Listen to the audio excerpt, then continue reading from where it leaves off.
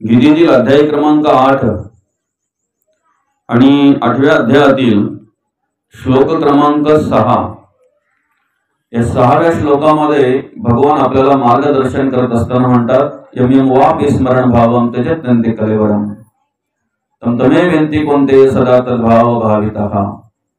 अर्थात भगवंत म्हणतात आपण आपल्या आयुष्याचा मार्गक्रमण करत असताना, आपल्या जीवनाचा प्रवास करत असताना ज्याच्यावर आपण प्रेम करतोय, ज्याला आपण जीव लावतोय, ज्याच्याविषयी आपल्या अंतःकरणामध्ये ममत्व निर्माण होत असतंय, तेच आपल्याला शेवटच्या वेळेला आठवत असतंय। आणि जे आपल्याला शेवटच्या वेळेला आठवतंय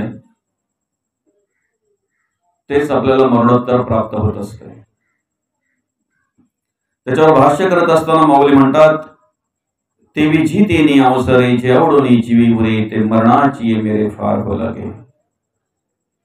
आणि मरणी जया जे आठवे तो तेची गती ते पावे म्हणून सदा स्मरावे मातेची दुआ। अर्थात या ठिकाणी ओळख करून देत असताना, मार्गदर्शन करत असताना तेवी जिंतीनी अवसरे जे आवडोनी जीवी उरे ते मरणाची मेरे फार हो लागे। माऊली आपल्याला त्या पद्धतीने मार्गदर्शन करत असतात ज्याप्रमाणे जिवंत असताना अंतःकरणाची आवड निर्माण होत असते, आपल्या मनामध्ये जी आवड निर्माण होत असते, ज्याच्याबद्दल आपल्या अंतःकरणामध्ये प्रेम निर्माण होत असते, त्याच गतीला मनुष्य तो प्राप्त होत असतो। आणि म्हणून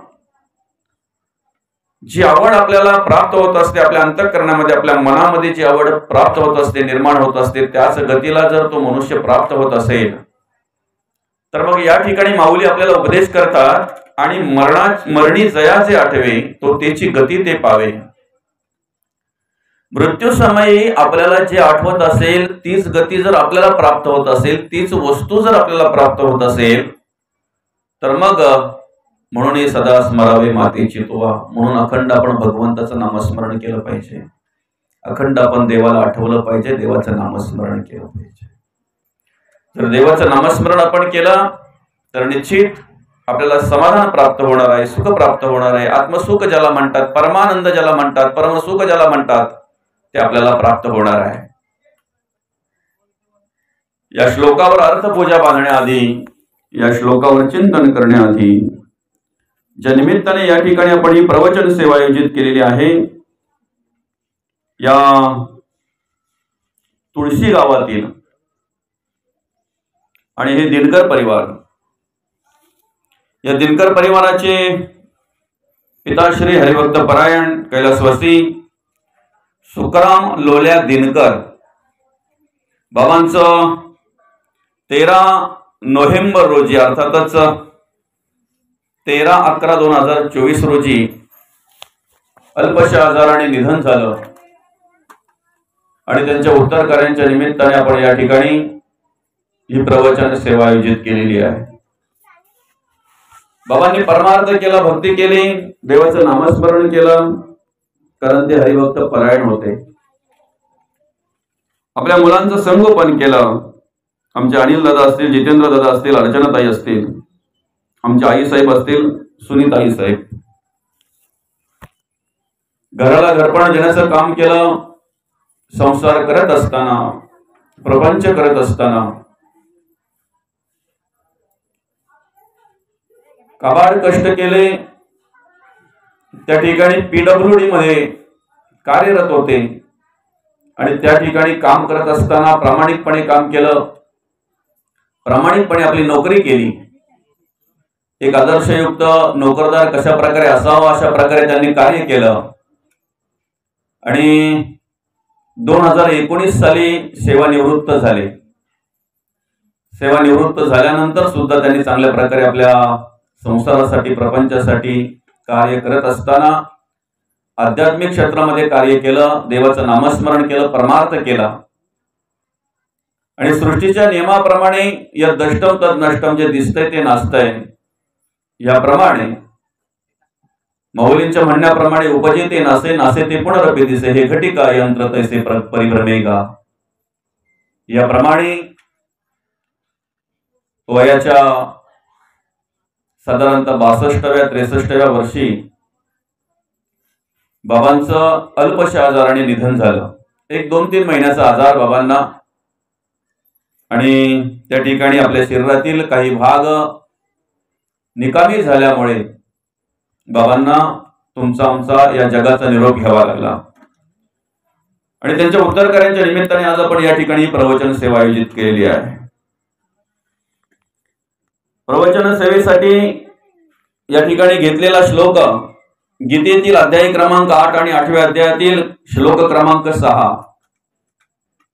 या 6व्या श्लोकामध्ये भगवान आपल्याला जाणीव करून देत असताना, मार्गदर्शन करत असताना म्हणतात, यम यम वापि स्मरण भावम त्यजत्यन्ते कलेवरंतम तमे वेंती कुंते सदा तद्भाव भाविताः.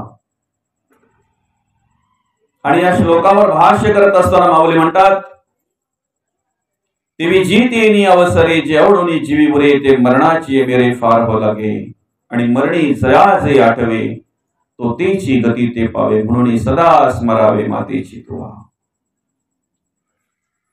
अर्थात माणूस आपलं आयुष्य जगत असताना, जीवन जगत असताना, आयुष्याचा प्रवास करत असताना माणसाला कशाविषयी अंतःकरणामध्ये आवड निर्माण व्हायला पाहिजे,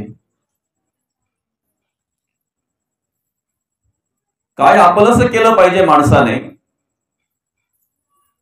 कशा कोणत्या गोष्टीवर विश्वास ठेवून या ठिकाणी आपल्या जीवनाचा मार्गक्रमण करायला पाहिजे. बाबा या रामकृष्ण. खरं तर सत्याची ओळख घेऊन, सत्य स्वीकारून आणि सत्याच्या मार्गावर माणसाने वाटचाल करायला पाहिजे. त्यावेळेला सत्याविषयी आवड माणसाच्या अंतःकरणामध्ये निर्माण होईल. सुख माणसाला हवं असतंय, समाधान माणसाला हवं असतंय, पण मनुष्य आपल्या जीवनाचा मार्गक्रमण करत असताना क्षणिक सुखाचा विचार अधिक करतो. चिरकाल किंवा काही काळ टिकणाऱ्या सुखाचा विचार मनुष्य करत नाही, आणि फक्त क्षणिक सुखाचा विचार करत असल्यामुळे त्याच सुखामध्ये मनुष्य रममाण होत असतो. त्याच सुखाची अपेक्षा करून एकदा काय तेच सुख माणसाला प्राप्त झालं की असं त्याला वाटतंय, मला काहीतरी बरंच काही प्राप्त झालं, मला बरंच काही मोठं घबाड सापडलं असं त्याला वाटत असतंय. पण संतांचा विचार जर केला तर खऱ्या अर्थाने ज्या सुखाकडे संतांनी ढुंकूनही बघितलं नाही, ज्या गोष्टींकडे संतांनी ढुंकूनही बघितलं नाही, ज्या नाशिवंत गोष्टींची कधीही संतांनी अपेक्षा केली नाही, त्याच नाशिवंत गोष्टींमध्ये आम्ही गुरफटून राहिलेलो आहोत. त्याच क्षणिक सुखामध्ये आम्ही रममाण झालो जातोय. त्या क्षणिक सुखासाठी, ते प्राप्त होण्यासाठी आम्ही स्वतःला अनेक गोष्टींनी बांधून घेत असतोय, बद्ध होत असतोय, पण आम्हाला कळत नाही. आणि म्हणून मग भगवंत या ठिकाणी आम्हाला जाणीव करून देत असताना म्हणतात की तुम्ही तुमच्या आयुष्याचा मार्गक्रमण करत असताना ज्याच्यावर प्रेम करताय, ज्याच्याविषयी तुमच्या अंतःकरणामध्ये ममत्व निर्माण होत आहे, हे माझं आहे, आणि शेवटी आपण म्हणतोय माझं माझं आणि भ्रांतीचं ओझं. तीच वस्तू तुम्हाला शेवटी प्राप्त होते, तीच वस्तू तुम्हाला शेवटच्या वेळेला आठवते. आज माणसाची अवस्था जर या ठिकाणी पाहायला गेलं तर माथा प्रपंचाचे ओझे घेऊन म्हणे माझे माझे बुडताही न सोडे पुंजे कुळाभिमान. प्रपंचाचं ओझं मनुष्य डोक्यावर घेऊन फिरतोय. त्याला वाटतं हे सगळं माझ्यामुळे चालतंय, मी आहे म्हणून चालतंय, माझ्यामुळे सगळे काही कार्य होत आहे, मी आहे म्हणून हे सगळे घरातले राहतात, जगतात, वागतात, खातात, पितात, मौज मजा करतात, माझ्यामुळे, माझ्या जीवावर. पण ज्या वेळेला सत्य परिस्थिती माणसाला माहिती होते ना, त्यावेळेला हा भ्रम त्याच्या डोळ्यावरचा गेला जातो, भ्रमाचं निरसन होते. त्या बैलगाडीच्या खालून चालणारा जो कुत्रा आहे, त्या कुत्र्यालाही कधीतरी वाटतंय त्या साठीच्या तिथून जात असताना त्या बैलगाडीच्या खाली अगदी तो चालत असतो आणि त्याला वाटतंय मी गाडी ओढतोय, मी चालतोय म्हणून गाडी पुढे पुढे जाते, मी चालतोय म्हणून गाडी पुढे पुढे जात असते, कुत्र्याला वाटतंय. पण कुत्र्याचा हा मनातला विचार ज्या वेळेला एखाद्या बैलाला समजतोय आणि तो बैल ज्या वेळेला त्या कुत्र्याच्या लात मारतोय आणि मग ते कुत्र ओरडत ओरडत जेव्हा लांब वर जाऊन उभं राहतंय आणि मग निरीक्षण करतंय, मग पाहतंय, मग बोलतोय मी बाजूला झालो तरी बैलगाडी चालते, म्हणजे चालवणारा मी नव्हतो, ओढणारा मी नव्हतो. अशा बऱ्याच लाता माणसाच्या आयुष्यामध्ये लागतात, बरेच अनुभव येतात, बरेच प्रसंग येतात. जोपर्यंत ते प्रसंग येत नाहीत, जोपर्यंत ते अनुभव येत नाहीत, तोपर्यंत माणसाला सुद्धा असं वाटतंय मी जर गेलो तर माझं सगळं घरदार भुकेचे मरेल, मी जर काहीच केलं नाही तर यांना अन्न खायला मिळणार नाही, मी जर गेलो तर माझं घर उद्ध्वस्त होईल, असं माणसाला वाटत असतंय. लोक मरोमरो जाती वडिले गेले ही प्रचिती. संत म्हणतात आजा गेला पणजा गेला बाप मसनी गेला, देखत देखत नातो पडतो तोही तैसाच झाला. ज्या भ्रमामध्ये आपण कार्य करतोय त्या भ्रमामध्ये असलेले अनेक गेले. कार्य चालू आहे, कार्य थांबलेलं नाही, राडगाड चालू आहे ते, बरं का, ते थांबत नाही. फक्त आमच्या अंतःकरणामध्ये भ्रम असतो, मी आहे म्हणून हे सगळं काय घडतंय, मी आहे म्हणून हे सगळं काय चालतंय. आलं का लक्षात? खर तर आमच्या जीवनाचा मार्ग क्रमण करत असताना आम्ही देवावर प्रेम करायला हवं, आम्ही देवाचं नामस्मरण करायला हवं, आम्ही देवाच्या नामस्मरणामध्ये रममाण व्हायला हवं. त्या देवाच्या परमार्थाविषयी, त्या देवाच्या भक्तीविषयी आमच्या अंतःकरणामध्ये, आमच्या मनामध्ये प्रेम भाव निर्माण व्हायला हवा, आवड निर्माण व्हायला हवी. पण माणसाने माणसाच्या अंतःकरणामध्ये मनाला जर प्रत्येकाने आपापल्या विचारलं की आपल्याला काय आवडतंय, तर उत्तर बघा काय येतंय. त्याचं काय उत्तर येतंय? एखाद्या ठिकाणी जर एखादं नाटक असेल, तमाशा असेल, एखादा चित्रपट जर दाखवण्यात येत असेल, तर त्या ठिकाणी माणसांची एवढी गर्दी असते, पुढे जागा मिळावी म्हणून प्रयत्न चालू असतात. खरंय की खोटं आहे मौली? जागा पुढे मिळावी म्हणून प्रयत्न चालू असतात. आणि त्यासाठी अर्धा तास आधीच, का अर्धा तास आधी जर गेलो नाही तर लांबवर बसायला मिळेल, लांबवर बसायला लागेल, काय चाललंय ते समजणार नाही. आमचं दुर्भाग्य असं आहे की आम्हाला प्रवचनाला सांगावं लागतंय पुढे सरका, कीर्तनाला सांगावं लागतंय पुढे सरका. आमची आवड बघा ना कुठे आहे. एकदा काय आमच्या हातामध्ये रिमोट आला का 3-3, 4-4 सिरियल आम्ही असे एका बसल्या बैठकीला पाहतोय, बसल्या जागेवर 3-3, 4-4 सिरियल आम्ही पाहत असतोय. कंटाळा येत नाही आम्हाला. एखादा चित्रपट जर लागला ना, आम्ही त्या चित्रपट पाहण्यामध्ये जर एकरूप झालो, रममाण झालो, संपल्यानंतर समजते 2.5 तास गेला, 2 तास गेले, तोपर्यंत असं वाटतंय की अजून अर्धा तास पण झाला की नाही झाला. एवढे रममाण आम्ही होत असतो, एवढे रममाण होत असतो. आलं का लक्षात? आम्हाला परमार्थाविषयी आवड निर्माण व्हायला पाहिजे, आम्ही परमार्थामध्ये रममाण व्हायला पाहिजेत. पण तेवढे रममाण आम्ही परमार्थात होत नाही, आम्ही रममाण होतोय संसारामध्ये, प्रपंचामध्ये, नको त्या गोष्टींमध्ये आम्ही रममाण होत असतो. ते चित्रपट पाहत असताना आम्हाला माहिती आहे हे खोटं आहे, बरोबर आहे की नाही? खरं असतं की खोटं असतंय? पण तरी सुद्धा खोट्यामध्ये आम्ही एवढं रममाण होतो की जसं पुढं क्रिया घडेल तसे हावभाव आम्ही करत असतो, तसे हावभाव करत असतो आम्ही, तसं आमच्या चेहऱ्यावर समजत असतंय, दिसत असतंय. एवढे आम्ही रममाण होत असतो तिथे. जसं पुढे चित्र दिसेल ना, जशी पुढे क्रिया घडेल ना, तसं आमच्या चेहऱ्यावर हावभाव दिसत असतात. जसे आम्ही सुद्धा इकडे ज्या वेळेला काहीतरी असं वेगळं घडतंय त्या वेळेला आमच्याकडून पण असं पटकन ते तोंडात ते चुक चुक चुक चुक आम्ही करत असतो. असं व्हायला नको होतं. आम्हाला माहिती आहे खोटं आहे ते, पण तरी सुद्धा आमच्याकडे ती क्रिया दिसून येते. म्हणजे आम्ही किती रममाण होतो, ते खोट्यामध्ये आम्ही किती अडकतोय.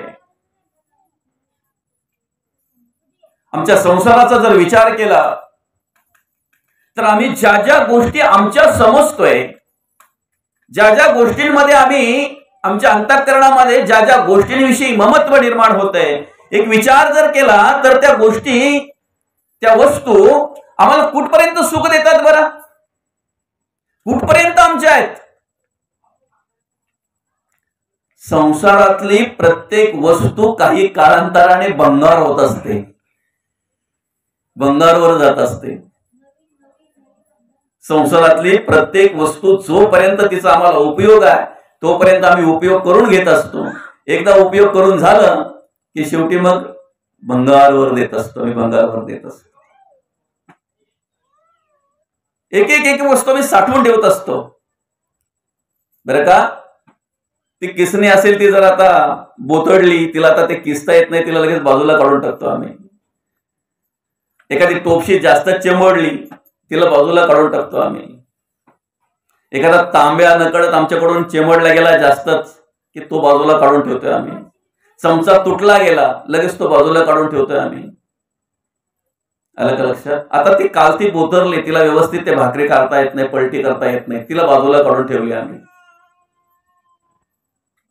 त्या भंगारमध्ये काय ठेवावं हेही आपल्याला कळलं पाहिजे ना, आहे की नाही?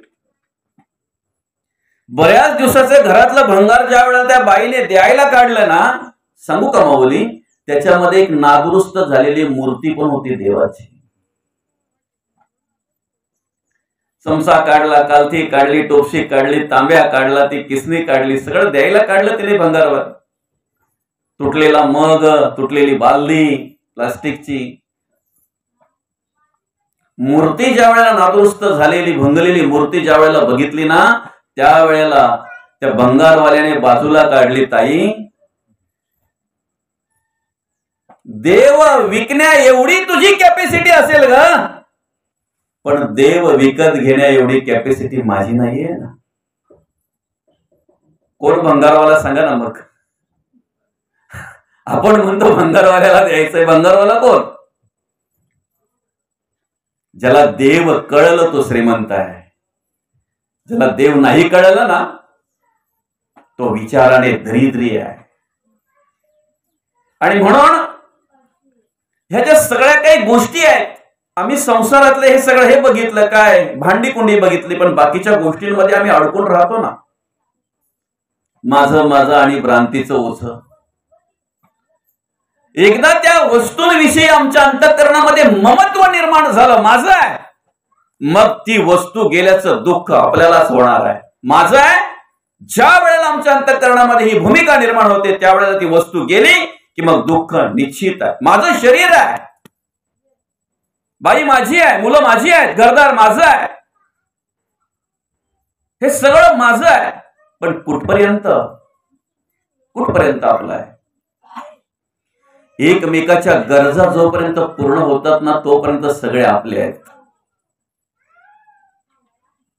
16, 17, 18, 20 वर्षापर्यंत त्याला आई एवढी आवडते, एवढी आवडते, कामावरून कुठे आला नाही आला, घरामध्ये पाऊल ठेवलं नाही ठेवलं की पहिले विचारतो आई कुठे आहे.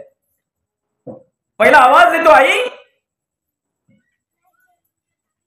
आईची साथ ऐकायला आल्यानंतर त्याला समाधान वाटतंय, आईला बघितल्यानंतर त्याला समाधान वाटतं.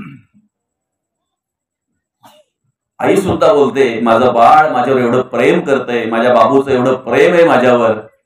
कामावरून आलं ना का पहिले मला व्यवस्था येते, पहिले मला आवाज देता येते. मी जरा जरी कुठे गेले ना तरी पण ते आवाज देत असते. नाही करमत त्याला 20, 22, 25 वर्षापर्यंत. त्याच प्रेमाची विभागणी कुठे होते मग नंतर? एक वेळ आई दिसली नाही तर तो कासावीस व्हायचा. आता कोण दिसतो नाही तर कासावीस होतोय.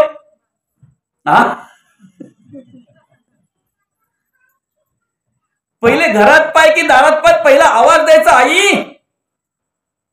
आता घरात पाय की दारात पाय पहिला आवाज देतोय बाई. देऊ नका असा विषय नाहीये, प्रेम केलं पाहिजे, 100% सत्य आहे. पण विभागणी झाली ना माऊली. बाईचं प्रेम नवऱ्यावर 2 वर्षापर्यंत अतिप्रेम. मुलगा झाला, एकदा मुलं झालं की त्या प्रेमाची विभागणी होते. मग आता मुलावर प्रेम आहे तिचं. आता त्याला अदवा बोलायला लागली, त्याची हळद करायला लागली. आता प्रेम कोणावर? मुलावर.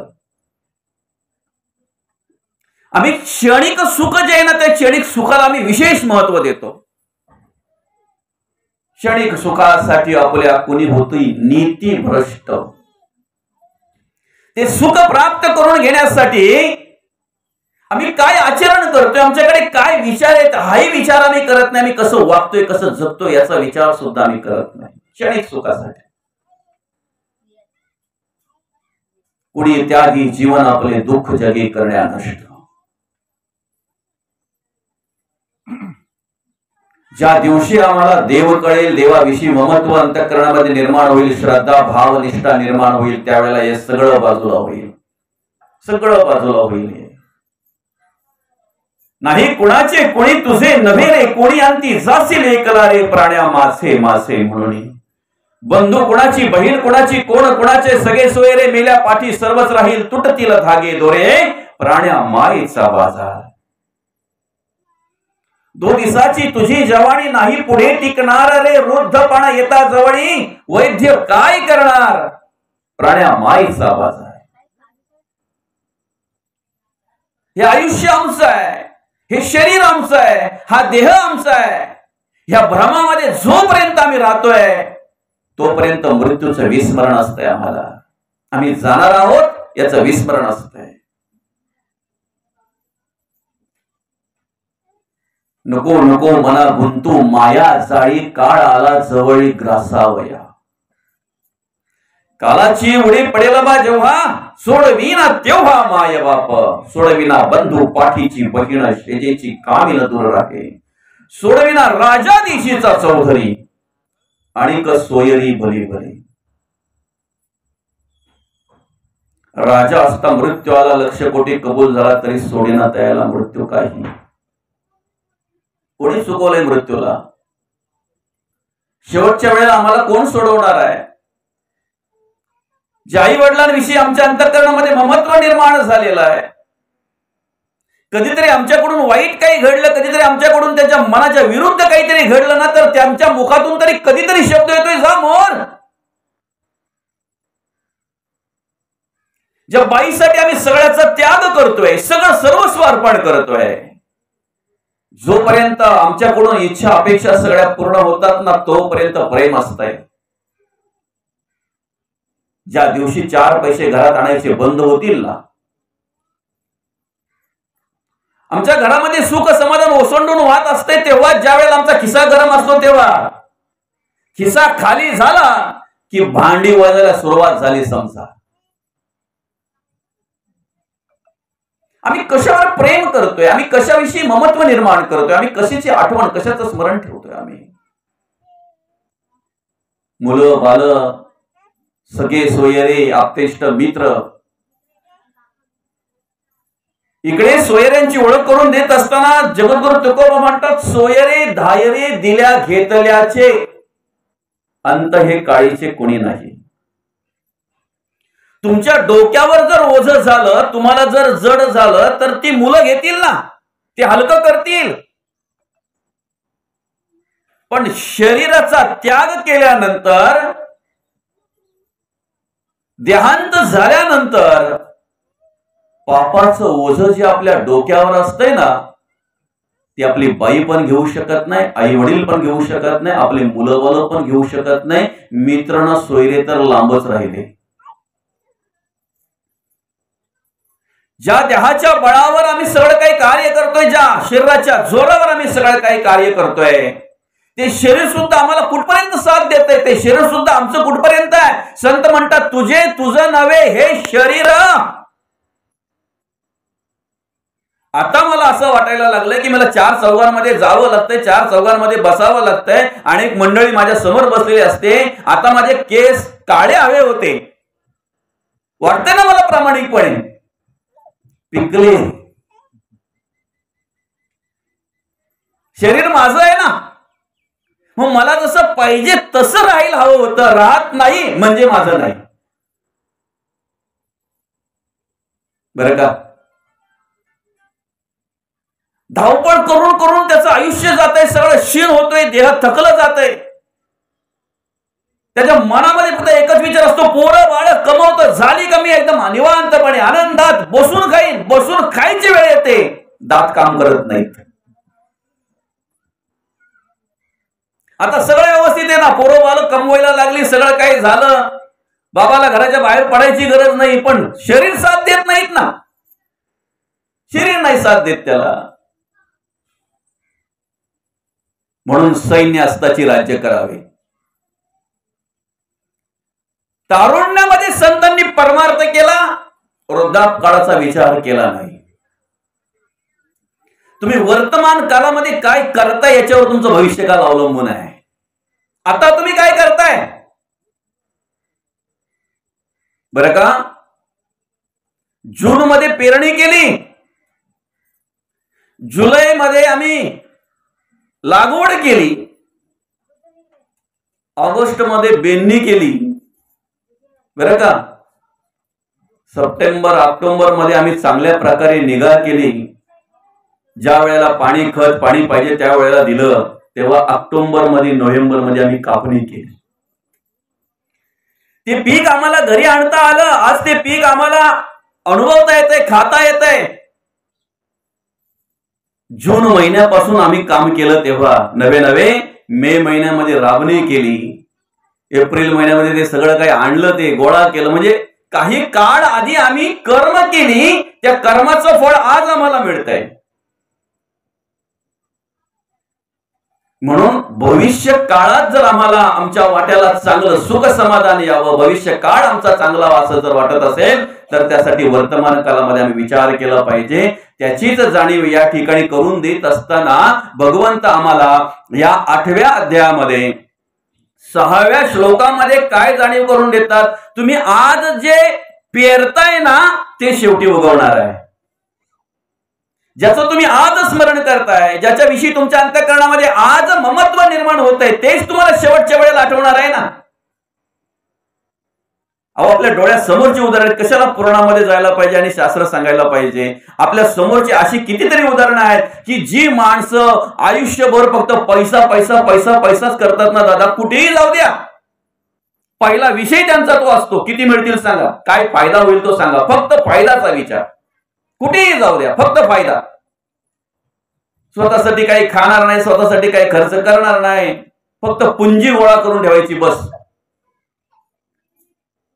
ह्या माणसांकडून शेवटच्या वेळेला देवाच्या नामस्मरणाची अपेक्षा करावी. जी कधी प्रवचनाला गेली नाहीत, जी कधी कीर्तनाला गेली नाहीत, जी कधी हरिनामाला गेली नाहीत, जी कधी ज्या ठिकाणी हरिनाम सोहळा असेल त्या ठिकाणी गेली नाहीत, कधीतरी कोणीतरी सांगण्याची वेळ आली तर उलट बोलायचे, मरायला टाइम नाही, तुमच्याकडे यायला कुठे टाइम आहे बरं का? खरोखर तेवढा गुंतलेला माणूस, खरोखर तेवढा झुंपलेला माणूस तो सकाळी उठल्यापासून एकदा काय धावपळ सुरू झाली की पार झोपेपर्यंत त्याची धावपळ नवे स्वप्नातही तेच. ह्या माणसाकडून आपण देवाच्या नामस्मरणाची अपेक्षा करावी. काय म्हणतात भगवंत?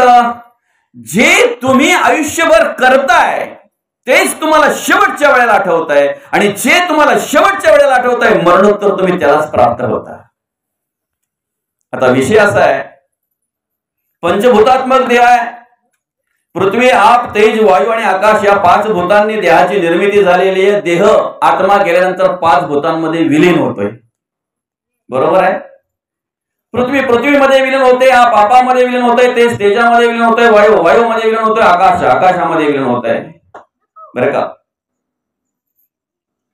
आपल्या समोर देहाची राखाडी होते, माती होते देहाची, पृथ्वीमध्ये विलीन होत असते,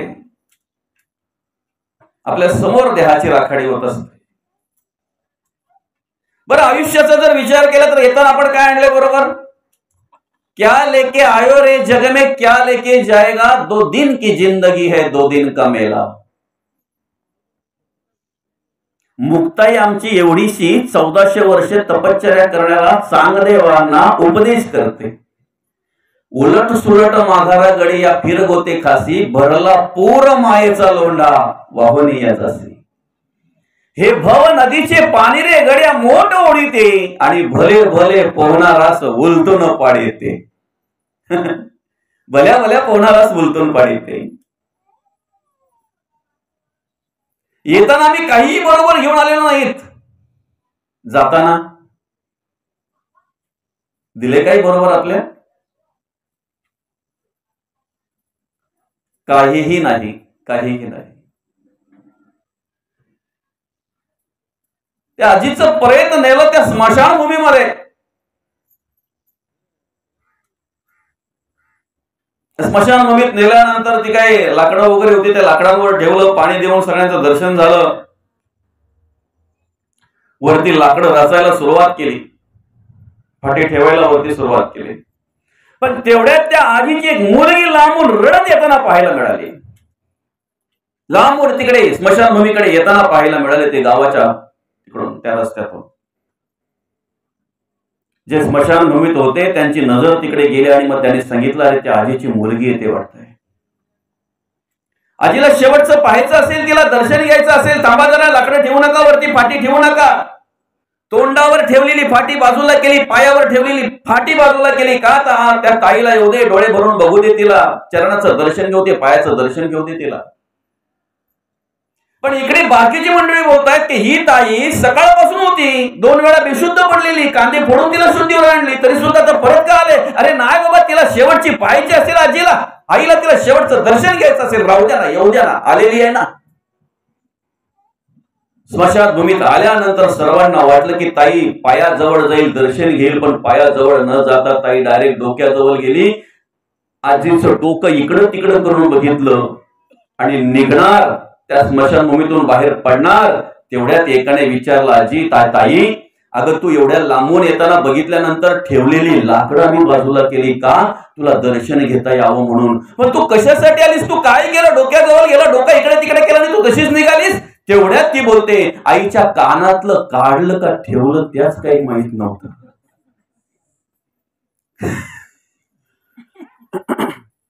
कशासाठी आली होती ती? ते ऑलरेडी काढलेलं, पण तिला काय माहित नव्हतं. बरं का?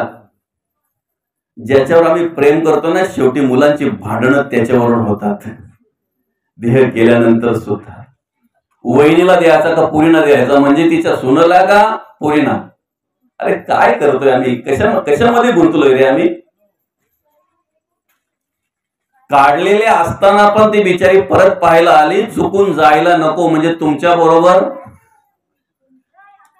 कधीतरी आमची नथ जर चांगल्या प्रकारे एखाद्या सोनाराने बाबा घडवली ना, तर त्या सोनाराची ती बाई 10 वेळा स्तुती करते, काय नथ घडवले. अरे पण ते नथ लावायला ज्याने नाक दिलंय ना, त्या देवाचं पण कधीतरी स्तवन करा, कधी स्तुती करा, कधीतरी त्या देवाची आठवण करा. देवा तू नाकच जर दिलं नसतं तर ही नथ कुठे घातली असती रे? कुठे घातली असती? बरं ते दिलंय कुठं? तोंडाच्या वरच. कारण रात्रीची भाजी खाताना जेव्हा आम्ही सकाळी घेतो ना, तेव्हा समजते नाकाचा उपयोग काय आहे. बरोबर आहे ना? जसा उग्र वास आला का लगेच बाजूला करते ती, हे रात्रीची उतरले. बरोबर नाही? ती उतरलेली भाजी आहे ती.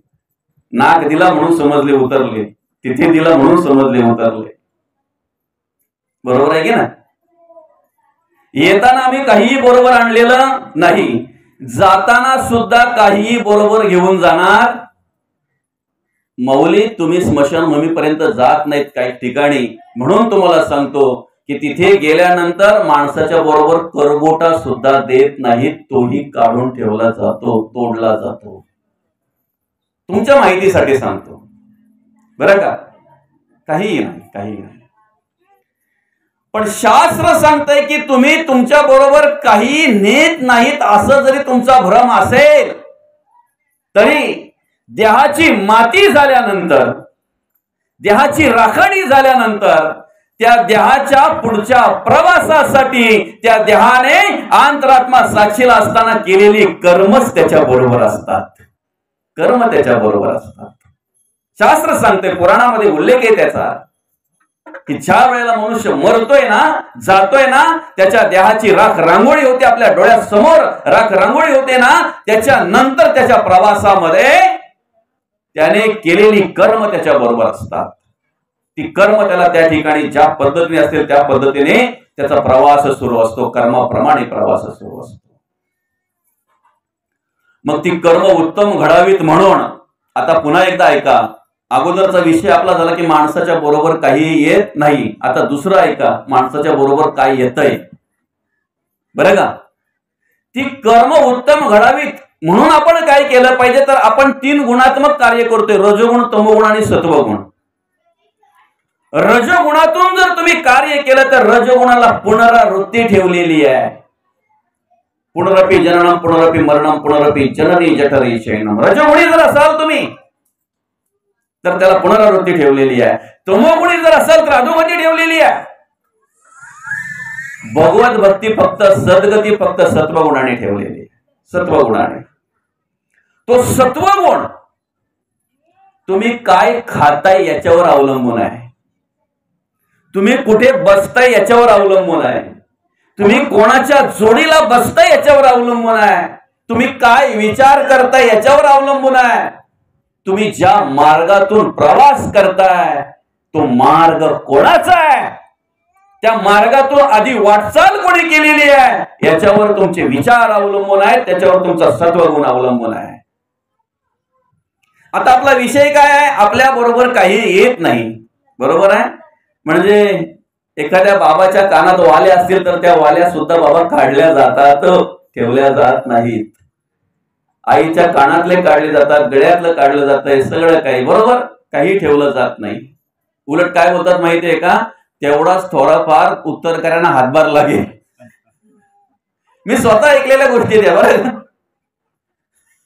स्वतः ऐकलेल्या आहेत. पण तुम्हाला सांगू का, एकीकडे तुमच्या बरोबर करगुटाही देत नाहीत, एकीकडे तुमच्या बरोबर कुठल्याही प्रकारचा अलंकारही देत नाहीत, पण दुसरीकडे सांगू का, तुमच्या गळ्यात जर तुळशीची माळ असेल ना तर कोणाची हिंमत नाही तिला हात लावायची. तुमच्या बरोबर फक्त तुळशीची माळ येते, तुळशीची माळ येते. एक वेळ तुमच्या गळ्यात जर सोन्याची गंटन असेल तर चोरांची नजर तुमच्यावर पडेल. सोन्याचा गोप जर तुमच्या गळ्यात असेल तर चोराची नजर तुमच्यावर पडेल, तुमचा पाठलाग करतील. तुळशीतून करंजोडीत चालेत की तुळशीतून इकडे पडग्याला चाललेत, कुठे चालले ते बघतील. तुमचा पाठलाग कोण करतील, चोर. पण तुमच्या गळ्यात जर तुळशीची माळ असेल ना तर तुमच्यावर नजर देवाची असेल. कोणाची असेल, मग तुमचा पाठलाग देवाने करावा की चोराने करावा, काय वाटते तुम्हाला. असू द्या ना, तुमच्याकडे जर असेल तर त्याचा वापर तुम्ही केला पाहिजे. ते अलंकार आपण परिधान केले पाहिजेत, आपण सुशोभित दिसावं म्हणून. पण विशेष महत्वाचं आपण स्मरणात ठेवलं पाहिजे की अलंकारातून मनुष्य फक्त वरच्या अंगाने शोभून दिसतो, पण चारित्र्याने मात्र अंतरंगाने मनुष्य शोभून दिसत असतो. विचाराने आणि गुणांनी मनुष्य अंतरंगाने शोभून दिसत असतो. म्हणून गुणाने सुशोभित असावं, विचाराने सुशोभित असावं. गुणांनी सुशोभित असावं माणसाने, विचाराने सुशोभित असावं. असं आता कसं होतंय माहितीये का, ज्या वेळेला एखादा मनुष्य जातोय की नाही, त्याचा अंतरात्मा निघून जातोय बरं का, त्यावेळेला त्याचं रूपांतर होतंय प्रेत योनीमध्ये. प्रेत योनीमध्ये रूपांतर होतंय बरं का. आज उत्तरकार्यांच्या निमित्ताने प्रवचन असल्यामुळे मी प्रत्येक ठिकाणी 5-10 मिनिटं तरी त्या विषयाला हात घालत असतो आणि महत्वाचा आहे तो विषय बरं का. प्रेत योनीमध्ये त्याचं रूपांतर होत असताना त्या ठिकाणी आपल्या घरातून गेलेला माणूस 13 दिवस आपल्या घरी असतो. उत्तरकार्यांच्या पर्यंत तो प्रेतात्मा म्हणून आपल्या दरवाजाजवळ असतो, आपल्या घरात असतो. जरा व्यवस्थित श्रवण करा बरं का, कारण महत्वाचं आहे. आपण जे गरुड पुराण वाचतो ना बाबा, जे गरुड पुराण आपण वाचतो ते 18 पुराणांपैकी एक नाही बघा. हा 18 पुराणांमध्ये गरुड पुराण आहे. त्या मुख्य गरुड पुराणामध्ये 319 अध्याय आहेत. 319 अध्याय त्या मुख्य गरुड पुराणामध्ये आहेत. आणि ह्या पुराणामध्ये किती आहेत, 18 अध्याय आहेत. आपण जे वाचतो त्याच्यात 18 अध्याय आहेत बरं का. पाण्याची बॉटल जरा सांगा. मुख्य गरुड पुराणामध्ये 319 अध्याय आहेत. आणि विशेष म्हणजे त्याच्यामध्ये 3 संहिता आहेत, 3 कांड आहेत. एक आचारकांड आहे, एक धर्मकांड आहे, एक ब्रह्मकांड आहे बरं का. आचारकांड, धर्मकांड आणि ब्रह्मकांड. जो मधला कांड आहे ज्याला आपण धर्मकांड म्हणतो बाबा, त्याच्यातले काही अध्याय इकडे घेतलेले आहेत आणि त्याच्यातलं जे काही आहे त्याला प्रेतकल्पही नाव दिलेलं आहे. त्या कांडाला, धर्मकांडाला दुसरं नाव आहे प्रेतकल्प. त्याच्यातलं काही मार्गदर्शन ह्या गरुड पुराणात घेतलेलं आहे आणि त्या पद्धतीने त्याच्या 18 अध्यायांची रचना केलेली आहे. बरं, त्या ठिकाणी काय सांगितलंय की ज्या वेळेला आपला मनुष्य एखादा जातोय आपल्याला सोडून, त्यावेळेला तो 13 दिवस आपल्या घरी असतोय. त्याचा प्रवास तोपर्यंत यमलोकापर्यंत सुरू होत नाही. मग त्या घरामध्ये आपण काय करावं? आपल्या घरातला माणूस जो गेलेला आहे त्या घरात आपण काय करावं? अतिशोक करू नये. अतिरुदन ज्या वेळेला आपण करतो ना त्यावेळेला त्याला सुद्धा दुःख होत असते. अतिरुदन. कोणाची निंदा चुकून सुद्धा करू नये, कोणाचा मत्सर करू नये, कोणाचा तिरस्कार करू नये. त्यावेळेला जे काही दान पुण्य तुम्हाला करता येईल ते करा, पण तृप्त झालेल्यांना नका. तुम्ही दिल्यानंतर त्याला किंमत कळत नाही असेल्यांना नका. ज्याला गरज आहे त्याला दान द्या. एखाद्या वृद्धाश्रमात जा, एखाद्या अनाथ आश्रमात जा, एखाद्या गोर गरीबाला खऱ्या अर्थाने अन्नाची गरज आहे, कपड्याची गरज आहे, वस्त्राची गरज आहे. ज्याला छत्रीची गरज नाही त्याला तुम्ही छत्र्या देता, तो विकून मोकळा होतो. मी स्वतः बघितलेला आहे. परवा मी एका दुकानामध्ये गेलो, मला ह्या कुर्त्यांसाठी कपडा घ्यायला. मित्राचं दुकान आहे, ओळखीचं दुकान आहे. गेल्यानंतर त्याने एवढा मोठा ढीग ठेवला, महाराज तुम्हाला जे पसंत असतील ते घ्या आणि जे द्यायचं ते द्या. म्हटलं मला असं नकोच आहे, मला ताग्यातला दे, चांगला दे, व्यवस्थित दे. हे काय ढीग ठेवलंय तो असं? पण मी नाकारल्यानंतर त्याला विचारलं हा ढीग, तेव्हा सांगितलं अमक्या अमक्या बाबाही दिलाय, अमक्या अमक्या महाराजाही दिलाय, अमक्या अमक्या भटाने दिलाय. तुम्हाला वस्त्र दान करायचंय ना, ज्याच्या अंगावर वस्त्र नाही त्याला द्या. 2000 माणसांना तुम्ही ज्या वेळेला जेवायला घालताय ना, तृप्त झालेल्या माणसांना, त्यावेळेला तुम्हाला काही पुण्य मिळतं की पाप मिळतंय मला माहिती नाही, पण ज्याला अन्नाची गरज आहे अशा 2च माणसांना ज्या वेळेला तुम्ही जेवायला देताय ना, अन्न देताय ना, त्यावेळेला तुमच्या घरातून जाताना ते तुम्हाला आशीर्वाद देऊन गेल्याशिवाय राहत नाही. तृप्तीचा ढेकर दिल्यानंतर ते आशीर्वाद देतात. आम्ही दान कोणाला करतोय? कोणाला दान देतोय आम्ही? आणि असो बरंच काय बोलण्यासारखं आहे आणि मी हे आधाराने बोलतो बरं का, मी माझ्या मनाचं बोलत नाही. तुम्हाला असे उदाहरणं दाखवण्याची कितीतरी.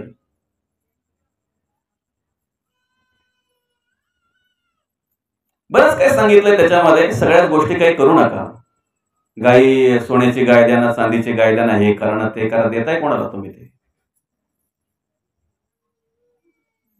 ज्याला चप्पलीची गरज नाही त्याला चप्पल देताय तुम्ही, ज्याला गरज आहे त्याला द्या ना. माणूस एवढा रजोगुणी झाला ना बाबा, खरं सांगतो तुम्हाला. हळदीच्या जेवणाला नाव ठेवताय, वाढदिवसाच्या जेवणाला नाव ठेवताय, लग्नाच्या जेवणाला नाव ठेवताय, इथपर्यंत ठीक आहे ना.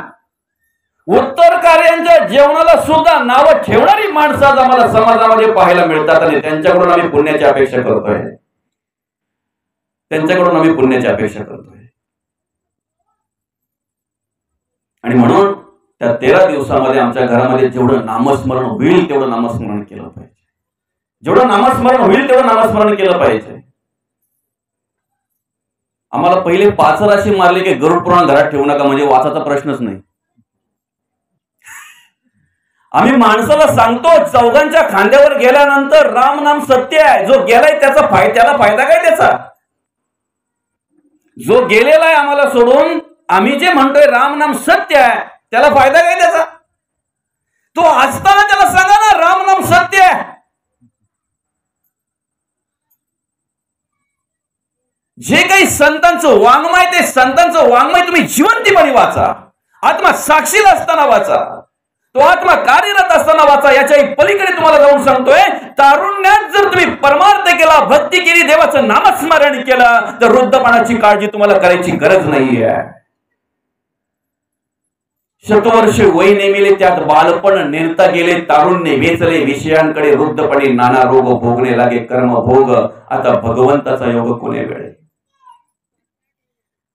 तारुण्य जर आमचं विषय अधीन झालं, काम क्रोध लोभ मद मत्सर दंभ संशय चिंता असूया अथवा भावना कल्पना इष्णा वासना अशा ममता तृष्णा यांच्या अधीन जर आमचं तारुण्य झालं, काम मगरमिटी सुटेना तिरस्कार लागता तुटेना मद मत्सर होटेना भुली पडली वासना धामीन पडली गला घालून वेंटाळे वामी करला जीवाला आली वेळोवेळा भयानक. आम्ही नको ते व्यसनाधीन झालो, आम्ही नको त्या वासनेअधीन झालो, आम्हाला नको त्या प्रकारचे नाद लागले. तारुण्यामध्ये आमचा वृद्धापकाळ कसा असेल फक्त विचार करा, कसा असेल वृद्धापकाळ आमचा.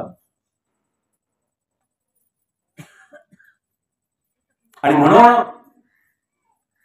जो काही परमार्थ करायचा असेल, जे काही सत्याची ओळख घ्यायची असेल, ती आत्मा साक्षीला असताना, तो अंतरात्मा आम्हाला सांभाळत असताना सत्याची ओळख घ्या, परमार्थ करा, देवाचं नामस्मरण करा, देवाचं नामस्मरण करा.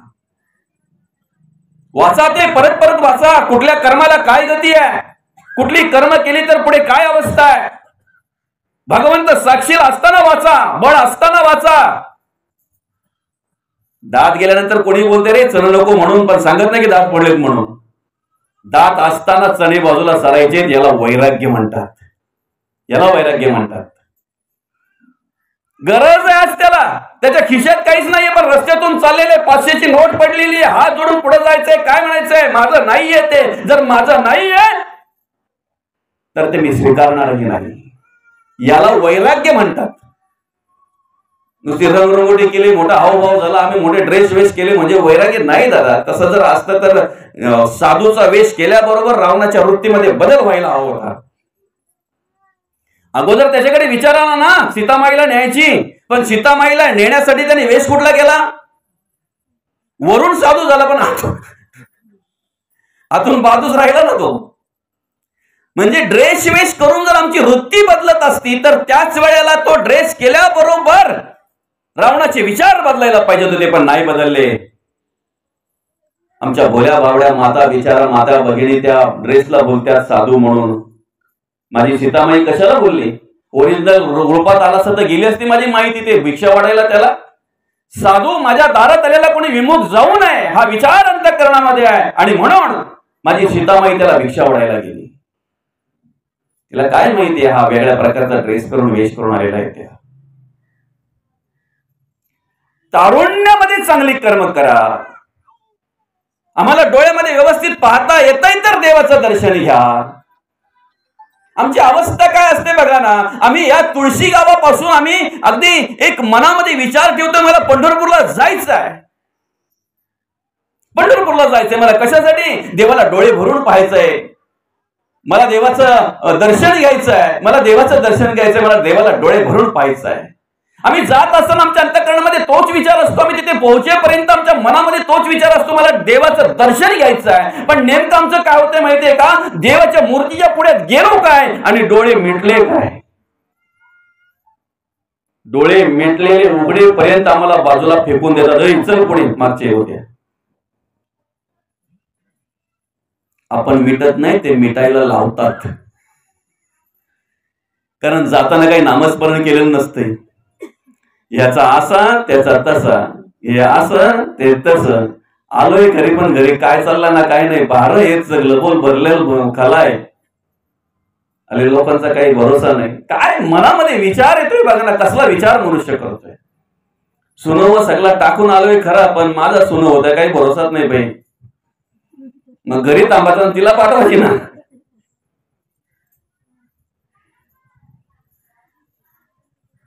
तनाने फक्त गेलेली असते, पण मनाने मात्र इकडंच आहे.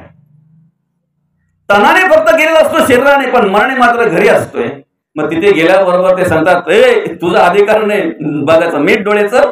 डोळे मिटले उघडेपर्यंत लगेच केला बाजूला त्याला. मग घरी आल्यावर बोलते, नाही का नाही, देवाला बघूनच नाही दिलं. काय बोलतोय तू, डोळे भरून पांडुरंग परमात्म्याला पाहायचं होतं रे मला, पण पाहताच नाही आलं रे. का, तिथे गेलो आणि डोळे मिटले गेले माझे. त्याला कारण आहे. सगळ्या प्रकारची जाणीव अर्जुनाला करून दिली भगवंतांनी. सगळ्या प्रकारचं मार्गदर्शन केलं. ज्ञान काय, कर्म काय, संन्यास काय, सगळं सांगितलं. तुझं काय कर्तव्य आहे, कशासाठी तुला या ठिकाणी आणलेलं आहे, तुला काय कार्य करायचं आहे. तुला वाटत असेल तुला त्याला मारायचंय, पण ते कर्माने आधीच मेलेले आहेत. कार्यकरण तो पुढे आहेस, मी मारणार आहे. बरंच काय उपदेश केला.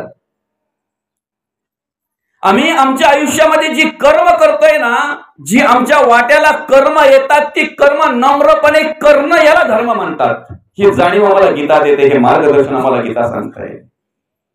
गीता तत्व काय सांगताय आम्हाला? तुमच्या वाट्याला जी कर्म आलेली आहे ती कर्म प्रामाणिकपणे करणं याला धर्म म्हणतात. भगवंत म्हणतात दुष्टाचा नाश करण्यासाठी, भक्ताचं रक्षण करण्यासाठी आणि धर्माची स्थापना करण्यासाठी प्रत्येक वेळेला मला यावं लागतंय. ज्या वेळेला मी येतोय त्यावेळेला तुला सुद्धा आणतोय. अंतर्मुख होऊन ते मला कळते, फक्त तुला जाणीव करून द्यावी लागते. यदा यदा हि धर्मस्य ग्लानिर्भवति भारत भूतान धर्मस्य तदात्मानं सृजाम्यहं परित्राणाय साधनां विनाशाय च दुष्कृतः धर्म संस्थापनार्थाय संभवामि युगे युगे. काय म्हणतात भगवंत? प्रत्येक युगात आपल्याला यावं लागलेलं आहे. जगद्गुरु तुकोबांच्या भाषेमध्ये सांगायचं म्हटल्यानंतर धर्म रक्षा वय अवतार घेसी आपुल्या पालिसी भक्त जनाम भरुशीसाठी जन्म सोशियले दुष्ट निंदलेले किती एक धन्य तुझं कृपा सिंधू म्हणतील आपुला तो बोलसाच करी तुका म्हणे तुझं वर्णिती पुराणे होय नारायण दया सिंधू. सगळं मार्गदर्शन केल्यानंतर आता अर्जुनाचा विश्वास बसत नाही. मग थांब, तुला विश्वरूप दाखवतोय मी, कुठे कुठे कशा पद्धतीने कार्य करतोय तुला दाखवतोय ना. विश्वरूप दाखवायला सुरुवात केल्यानंतर अर्जुनाचे डोळे मिटले गेले. कारण का? चांबड्याच्या डोळ्याने देवाला आम्ही कधीच पाहू शकत नाही. आमचे डोळे मिटतात त्याला कारण आम्ही चांबड्याच्या डोळ्याने देवाला पाहायला जातो. ज्या दिवशी ज्ञान चक्षुने आम्ही पांडुरंग परमात्म्याची अनुभूती घेऊ, ज्या दिवशी ज्ञान चक्षुने आम्ही देवाला पाहायला जाऊ ना, त्या दिवशी डोळे भरून आम्ही देवाला पाहू. घरी आल्यानंतर ज्या वेळेला आमचे डोळे मिटले जातील त्या वेळेला आमच्या डोळ्याच्या समोर पांडुरंग परमात्माच दिसेल. आणि मग त्यासाठी दिव्य दृष्टी दिली. ज्ञान चक्षु तुम्हाला आम्हाला दिलेले आहेत, तर ज्ञान चक्षुने आम्हाला पांडुरंग परमात्म्याचं दर्शन घ्यायचं आहे. ज्ञान चक्षुने. आणि म्हणून त्या ठिकाणी गेल्यानंतर आम्ही डोळे भरून देवाला बघितलं पाहिजे. असं बघितलं पाहिजे की घरी आल्यानंतर ज्या वेळेला आमचे डोळे मिटतील त्या वेळेला आमच्या डोळ्यासमोर देवच आला पाहिजे. विष्णुमय जग वैष्णवांचा धर्म.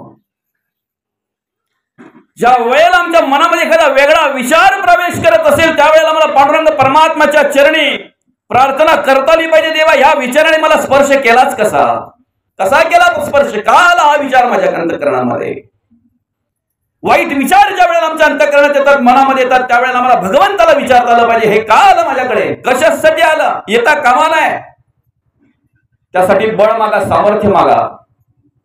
भगवंत त्यासाठीच सामर्थ्य देत असतात. आणि म्हणून 13 दिवस तुम्हाला जेवढं तुमच्या घरात नामस्मरण करता येईल तेवढं करा.